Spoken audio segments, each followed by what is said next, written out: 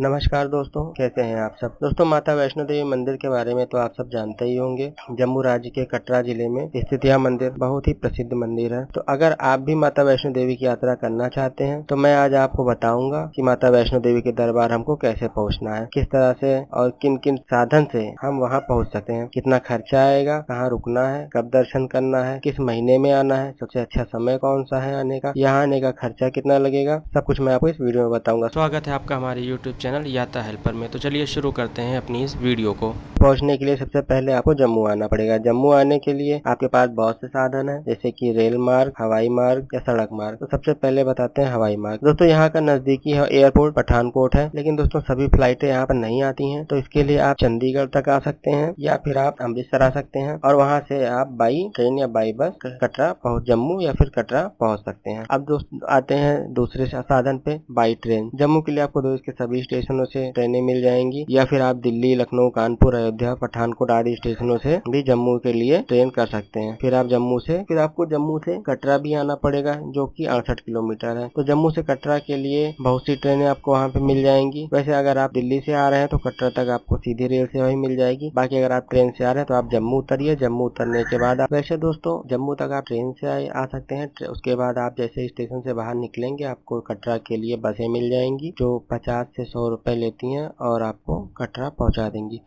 जम्मू से कटरा की दूरी 68 किलोमीटर है। तो अब हम आते हैं तीसरे साधन पे, बाई बस।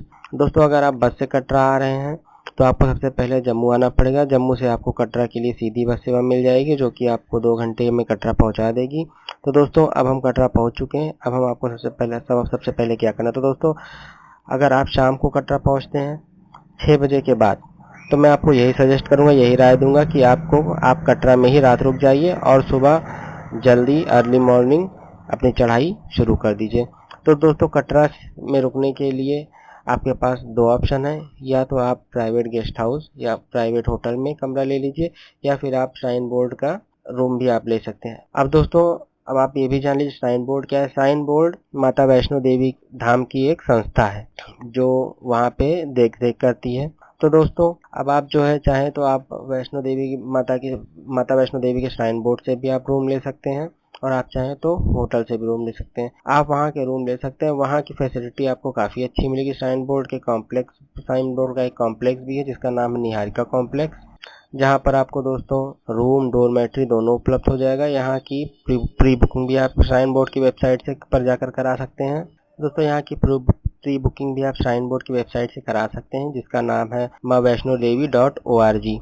अगर आप डोरमेट्री लेना चाहते हैं तो आप डोरमेट्री ले सकते हैं, आप रूम लेना चाहते हैं तो आप रूम ले सकते हैं। डोरमेट्री का चार्ज 100 रुपये पड़ेगा, पर बेड होगा, और रूम का चार्ज आपका 500 से 800 रुपये के बीच होगा। अगर आपको यहाँ रूम नहीं मिलता है तो आप वहाँ के होटलों में भी रूम बुक करा सकते हैं। यहाँ पे आपको 500 रुपये से 1000 रुपये तक रूम मिल जाएगा, जो कि बस स्टैंड के पास ही है। कटरा बस स्टैंड के पास ही है निहारिका कॉम्प्लेक्स। आप यहाँ पे भी ठहर सकते हैं। खाने की बात करें दोस्तों, तो कटरा में बहुत से होटल हैं व भोजनालय हैं, जहाँ पर आपको 50 रुपये से लेकर 150 रुपये में भरपेट खाना मिल सकता है। तो चलिए दोस्तों, अब आगे बढ़ते हैं और देखते हैं हमें कटरा में आगे अब क्या करना है। सबसे पहले आप ये काम करना है कि आपको यात्रा पर्ची निकलवाना है। यात्रा पर्ची को बिना आप माता वैष्णो देवी की यात्रा नहीं कर सकते हैं। यात्रा पर्ची के लिए अगर आप बस से कटरा आ रहे हैं तो आपको कटरा बस स्टैंड के पास ही यात्रा पर्ची काउंटर मिल जाएगा। तो कटरा बस स्टैंड के पास ही आप यात्रा पर्ची बनवा सकते हैं। या आप कटरा अगर ट्रेन से आ रहे हैं तो कटरा रेलवे स्टेशन के पास ही आपको यात्रा पर्ची काउंटर मिल जाएगा। तो आप वहां से अपनी यात्रा पर्ची निकलवा सकते हैं। या फिर आप अपनी यात्रा पर्ची ऑनलाइन निकलवाना चाहते हैं तो ऑनलाइन भी निकलवा सकते हैं। आप इसी वेबसाइट पर maavaishno.org पर आराम से आसानी से निकाल सकते हैं, या फ्री ऑफ कॉस्ट, इसका कोई शुल्क नहीं देना है आपको। तो चलिए दोस्तों, हमने यात्रा पर्ची बनवा ली है। अब हम आगे चलते हैं अपनी वैष्णो देवी यात्रा की तरफ। एक बात ध्यान रखें दोस्तों, पर्ची लेने के बाद 6 घंटे के अंदर आपको बाणगंगा चेक पोस्ट पार करना होगा। तो अब आपको बता दूं कि यहाँ यात्रा हमें कटरा से नहीं करनी है। कटरा हमारा आधार शिविर है। वैष्णो देवी की यात्रा कटरा से नहीं, हमें बाणगंगा या ताराकोट मार्ग से करनी होती है। तो दोस्तों, अब हम बाणगंगा मार्ग की बात करते हैं। दोस्तों, कटरा से बाणगंगा आप ऑटो से पहुंच सकते हैं, जो 20 रुपये प्रति व्यक्ति ऑटो वाला आपसे चार्ज करेगा। अब वहां से माता वैष्णो देवी तक की दूरी जो 12 किलोमीटर है। अब बाणगंगा में से आप चाहें तो पैदल यात्रा कर सकते हैं या आप चाहें तो घोड़े, खच्चर, पालकी आदि से अपनी यात्रा कर सकते हैं। अब मैं आपको बता दूं कि जब आप बाणगंगा मार्ग से जाओगे तो सबसे पहले आपको चरण पादुका के दर्शन होंगे, उसके बाद अर्धकुमारी के दर्शन होंगे, उसके बाद माँ वैष्णो के दर्शन होंगे और उसके बाद भैरव बाबा के दर्शन होंगे। और वहीं मैं बात करूँ ताराकोट मार्ग की तो इसका ट्रैक 14 किलोमीटर का होता है। यहाँ पर सिर्फ पैदल यात्री चलते हैं। ये मार्ग यात्रा का नया मार्ग है तथा यहाँ पर आपको भले ही 2 किलोमीटर की यात्रा ज्यादा करनी पड़े, लेकिन ये मार्ग एकदम शांत तथा शांति से आप यहाँ पे यात्रा कर सकते हैं। तो आप ताराकोट मार्ग से भी भवन जा सकते हैं और ताराकोट मार्ग से बाणगंगा मार्ग से भी आप भवन जा सकते हैं। दोस्तों इसमें आपको बताते चले कि अगर आप बाणगंगा मार्ग से जाते हैं तो आप 2 चीजों के दर्शन कर सकते हैं। एक तो आप बाणगंगा में स्नान कर सकते हैं, दूसरी बात आप चरण पादुका के दर्शन कर सकते हैं। चलिए दोस्तों अब हम अपनी यात्रा आगे बढ़ाते हैं। अब आप चाहे बाणगंगा मार्ग से आगे बढ़िए, चाहे ताराकोट मार्ग से आगे बढ़िए। अब हम पहुंचेंगे अर्धकुमारी। दोस्तों अर्धकुमारी में पहुंचने के बाद सबसे पहला काम आपको करना है कि आपको वहाँ पे टिकट ले लेना है, टोकन ले लेना है। दोस्तों अगर आप ताराकोट मार्ग से आते हैं तो भी आपको अर्धकुमारी होके ही भवन जाना पड़ेगा और आप बाणगंगा मार्ग से आते हैं तो भी आपको अर्धकुमारी होके ही भवन जाना पड़ेगा। और चलिए दोस्तों अब बात करते हैं अर्धकुमारी के बारे में। अर्धकुमारी क्या है? दोस्तों अर्धकुमारी माता रानी का, जिसे हम गर्भजून भी कहते हैं, गर्भजून है जहाँ माता रानी ने 9 महीने गुजारे हुए थे। तो यहाँ पे सबसे पहला काम दोस्तों आपको करना है कि आपको जो है टोकन लेने के बाद तो इसमें 10 से 12 लोगों का बैच जाता है। उसमें अब मैं आपको ये सजेस्ट करूंगा कि अगर आपके पास जो है समय है। अब दोस्तों यहाँ पे आपको बताते चलते हैं कि अगर आप जो है चलने में असमर्थ हैं, अगर आपको सांस की कोई दिक्कत है तो मैं रिकमेंड करूंगा कि आप बाणगंगा मार्ग से ही जाएं। बाणगंगा मार्ग से आपको घोड़े, खच्चर, पालकी सब कुछ मिल जाएंगे और रेट उसका बता देता हूँ मैं। जो आप घोड़े का रेट है वो 1200 रुपये प्रति व्यक्ति है और पालकी का रेट जो है 3200 रुपये प्रति व्यक्ति है। तो इससे आप आराम से अर्धकुमारी तक पहुँच सकते हैं। दोस्तों अर्धकुमारी की बात करें तो मैं आपको बता दूं कि अगर आप पीक सीजन में आते हैं तो आपको दर्शन करने में 10 से 12 घंटे लग जाते हैं। अगर आप ऑफ सीजन में आएंगे तो आप 2 से 3 घंटे में बहुत आराम से दर्शन कर सकते हैं। तो दोस्तों अगर मैं आपको रिकमेंड करूंगा कि अगर आप पीक सीजन में आते हैं तो आप टिकट लेके, अर्धकुमारी से टिकट लेके आप अपनी यात्रा आगे भवन की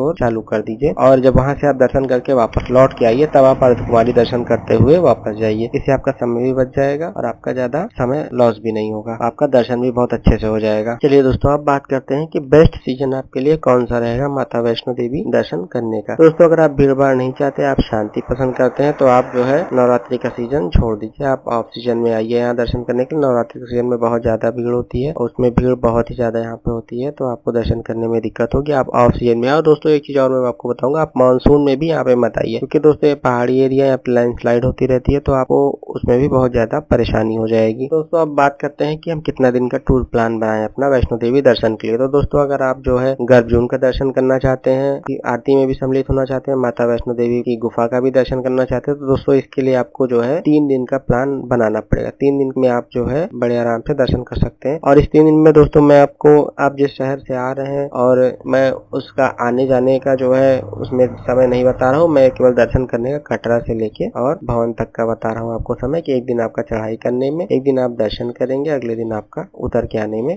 3 दिन का आपको जो है समय इसमें लगने वाला है। चलिए दोस्तों हम बात करते हैं अर्धकुमारी से भवन की तरफ बढ़ने के लिए। दोस्तों अगर अर्धकुमारी से आप पैदल चलने लायक हैं, आप फिट हैं, आप पैदल चल सके हैं तो बहुत ही अच्छी बात है। अगर आप अर्धकुमारी में थक चुके हैं, आप पैदल नहीं चल सकते तो यहाँ से भी आपको घोड़ों, खच्चरों और पालकी की सुविधा मिल जाएगी।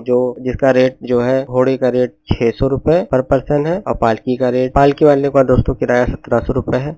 और दोस्तों तीसरे साधन की बात करूं तो तीसरा साधन दोस्तों वहां पे है बैटरी कार। बैटरी कार पहले नहीं था, ये अभी जल्दी में शुरू हुआ 2017 से। और दोस्तों बैटरी कार में पर पर्सन किराया 350 रुपए लगता है। ये आपको बड़ी आराम से जो है भवन तक पहुंचा देंगे अर्धकुमारी से, तो आप इससे भी अपनी यात्रा चालू कर सकते हैं। यहाँ पे दोस्तों आपको आधे से घंटा लाइन लगाना पड़ेगा टिकट के लिए। डिपेंड ये करता है कि मतलब वहाँ पे उस वक्त कितनी ज्यादा भीड़ हो। अगर आप ऑफ सीजन में आएंगे तो ये भीड़ और कम रहेगी, आपको कम समय लगेगा। अगर आप जो है पीक सीजन में आते हैं तो भीड़ ज्यादा रहेगी, समय आपको ज्यादा लगेगा। दोस्तों इसी के साथ हम बात कर लेते हैं हेलीकॉप्टर की। अगर आप हेलीकॉप्टर से माता वैष्णो देवी की दर्शन करना चाहते हैं तो ये आपको हेलीकॉप्टर आपको नीचे कटरा से मिलेगा। कटरा से ये आपको जो है सांझी छत उतारेगा। सांझी छत से 2 किलोमीटर भवन बचा रह जाता है। तो यहाँ तक आपकी यात्रा हेलीकॉप्टर से हो जाएगी। दोस्तों जहाँ तक बात करें हेलीकॉप्टर की किराए की, तो हेलीकॉप्टर का किराया एक साइड का एक पर्सन का 1730 रुपए है। दोस्तों 1730 रुपए एक साइड का है किराया आपका। इससे आप बहुत ही आसानी से भवन तक पहुँच सकते हैं। बात करें दोस्तों कटरा में हेलीपैड की, तो कटरा से 2 किलोमीटर आगे आपका ये हेलीपैड पड़ेगा। यहाँ आप ऑटो से 10 रुपए किराया देके बहुत आराम से आप हेलीपैड तक पहुँच सकते हैं। दोस्तों इसके टिकट की बुकिंग की बात करें तो इसकी टिकट किसी भी तरह से आपको ऑफलाइन नहीं मिलेगी, सारी टिकट इसकी ऑनलाइन ही मिलेंगी। इसकी टिकट आपको ऑनलाइन ही बुकिंग करानी पड़ेगी, वो भी इसी वेबसाइट से maavaishnodevi.org से। दोस्तों अब हम भवन पहुंच चुके हैं। अब हमारे पास सबसे पहले सवाल ये आया कि हमारे पास जो बैग है उसे हम कहाँ रखें, अपने जूते चप्पल कहाँ रखें, फ्रेश कहाँ हुए। तो दोस्तों इसके लिए माँ वैष्णो देवी श्राइन बोर्ड की तरफ से लॉकर रूम बने हुए हैं, जहाँ पे आप अपने जूता चप्पल, बैग, चमड़े की बेल्ट, मोबाइल पर सभी कुछ रख सकते हैं। और इसी के साथ में माँ वैष्णो श्राइन बोर्ड का ही जो है रिफ्रेशमेंट पॉइंट या टॉयलेट वगैरह भी बने हुए हैं। आप चाहे तो वहाँ पे फ्रेश हो सकते हैं और उसके बाद अपनी यात्रा आप आगे प्रारंभ कर सकते हैं। आप दर्शन के लिए लाइन में लग सकते हैं। दोस्तों बात करें प्रसाद की, तो भवन के पास ही जो है प्रसाद भेंट शॉप वहाँ पे है। आप चाहे तो वहाँ से प्रसाद ले सकते हैं, जहाँ पे जिसका रेट 40 रुपए, 25 रुपए, 50 रुपए, 100 रुपए तक होता है। वहाँ से प्रसाद लेके बहुत आसानी से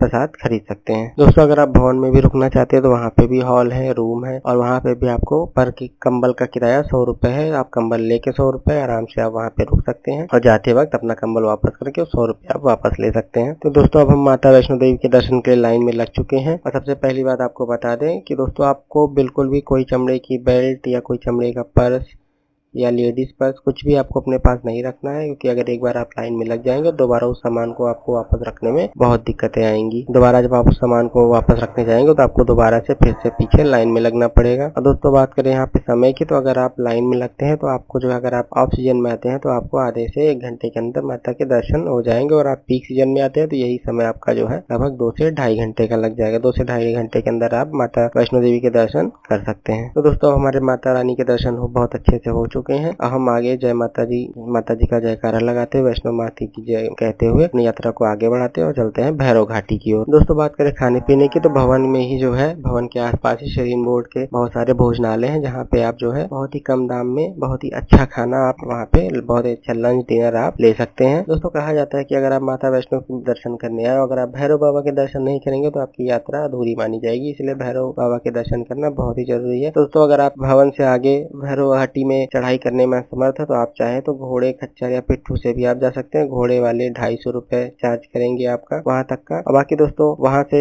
अब केबल कार या जो है जिसे दोस्तों हम रोपवे भी कहते हैं, आप उससे भी जो है भैरव बाबा की मंदिर जा सकते हैं। दोस्तों वही बात करूं मैं रोपवे के टिकट की, तो रोपवे का टिकट आपको 100 रुपए पर पर्सन ये आने जाने का आपका लग जाएगा। इससे आप बहुत ही आसानी से भैरव बाबा घाटी जा सकते हैं और आ सकते हैं। दोस्तों भैरव मंदिर में आपका ज्यादा समय नहीं लगेगा। भैरव मंदिर में आप आधे घंटे से 1 घंटे के अंदर बहुत ही आसानी से वहाँ पे अपना दर्शन कर सकते हैं और अपनी यात्रा को आप सफल बना सकते हैं। चलिए दोस्तों अब हम आते हैं बजट के ऊपर। कितना बजट अब आपका लगेगा वैष्णो देवी यात्रा करने का। दोस्तों इसको मैंने 3 भाग में जो है बांटा हुआ है। अगर आप पैदल यात्रा करते हैं तो आपका कटरा से और भवन तक का खर्चा आएगा लमसम 3000 से 3500 रुपए। और यही दोस्तों अगर आप घोड़े खच्चर से यात्रा करते हैं, पालकी से यात्रा करते हैं, तो आपका एक खर्चा जो है 6000 से लगभग 8000 रुपए का खर्चा आएगा। और लास्ट में दोस्तों आपको बताते हैं कि अगर आप हेलीकॉप्टर से यात्रा करते हैं तो उस केस में आपका लमसम यात्रा का खर्चा 10,000 रुपए आएगा। दोस्तों ये जो खर्चा मैं आपको बता रहा हूँ ये आपका कटरा से लेके भवन तक का खर्चा है। इसमें मैंने आपके शहर से और ट्रेन से जम्मू आने जाने तक का कोई भी किराया इसमें नहीं जोड़ा हुआ है। ये केवल आपका जो है कटरा से लेके माता वैष्णो देवी के भवन तक का खर्चा है, प्रति व्यक्ति खर्चा है। दोस्तों वीडियो अच्छी लगी हो तो हमारे चैनल को लाइक करें, सब्सक्राइब करें और कमेंट करें। आगे कमेंट में बताएं कि हम आगे किस जगह की यात्रा का वीडियो आपके लिए लेकर आए। दोस्तों अगर इस यात्रा से रिलेटेड आपको कोई समस्या है, कोई चीज पूछना है, तो आप हमारे इंस्टाग्राम चैनल यात्रा हेल्पर को भी फॉलो करें और उस पर आप हमसे यात्रा से जुड़ी सारी परेशानियों का हल ढूंढ सकते हैं। नमस्कार दोस्तों।